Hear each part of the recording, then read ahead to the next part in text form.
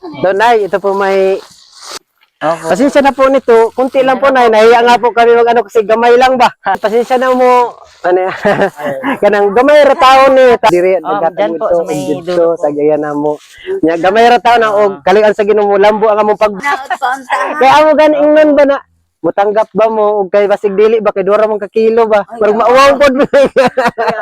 Pero kani Nay Tanggapin yan. Opo. bukal po sa kalooban Pagpapala po namin yan yung psycho. Anin man natin yung malaking ibibigay kung hindi natin kaya. Di bali yung gamay, basta kaya na to iatag sa itong kapareho na to kapobre.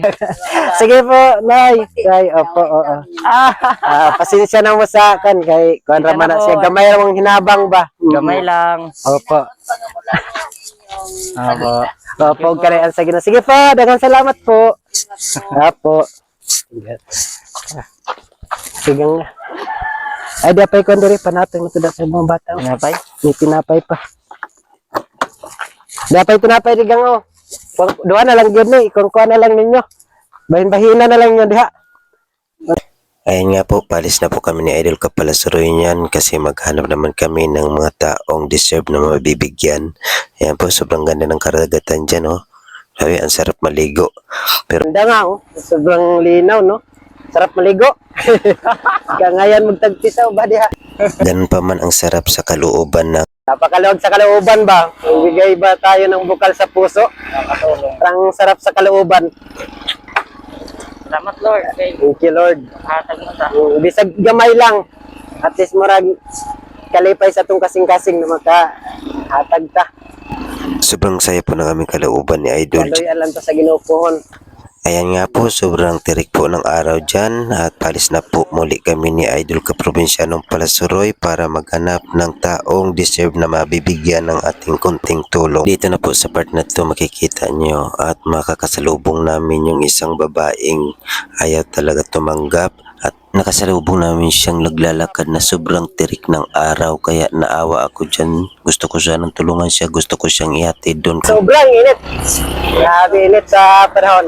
Thank you Lord sa kung saan ang pupuntahan niya pero ayaw niya talaga sumakay at ayaw niya tumanggap ng aming ibibigay kasi medyo natatakot siya sa amin, parang akala niya ay masamang tao kami. Dito pala sa part na to mayroon diyang pagliko namin, may dalawang bahay na gusto sana namin bibigyan ni kaso agaw pansin sa akin yung isang babae na naglalakad sa kalsada na sobrang init kaya ito tumabi muna kami at naisipan naming salubungin siya at pinapakiramdaman muna namin yung isang babae, tinatanaw namin muna siya habang naglalakad. kasugat na to ko. Sige daw. Parang nakikiramdam din yung babae sa amin. Ito muna. Tanungin mo daw si ate. Sagusin si ate. Oo, sige. Kani sugato na. Hmm? Sige, ano mo lang dyan ah. Okay. Sige. Okay, punta na natin. Salubungin natin si ate. Para kasing nakikiramdam siya kung anong ginagawa namin dahil patanaw-tanaw kami sa kanya eh. Kaya medyo siguro siya na kinakabahan sa amin. Okay. Puntahan natin to. Idol. Stand mo kaya, stand. Magandang hapon po, te. Saan ka galing, te? Saan galing? Ikaw? Ako. Uli na. Bisaya po, day. Kaparede ta Bisaya, ni. Malayo pa? Yung Tabunan po. Agoy, layo pa. Panganto pa. Ikaw nung usa? Mataman po. Ha? Nakakawa po si ate kasi naglalakad na sobrang tarik ng init talaga kaya gusto ko sana siyang ihatid. Okay lang ba sa'yo matagaan ka na magwan? Layo para ba ito kayong kwanda mo? Ihatod na lang nato. Basta layo pa. Tagaan na to. Nato ihatag na gamayng hinabang. Okay, abangan po ang full next video nito sa mga susunod kong i-upload. Okay, let's go. Bye-bye.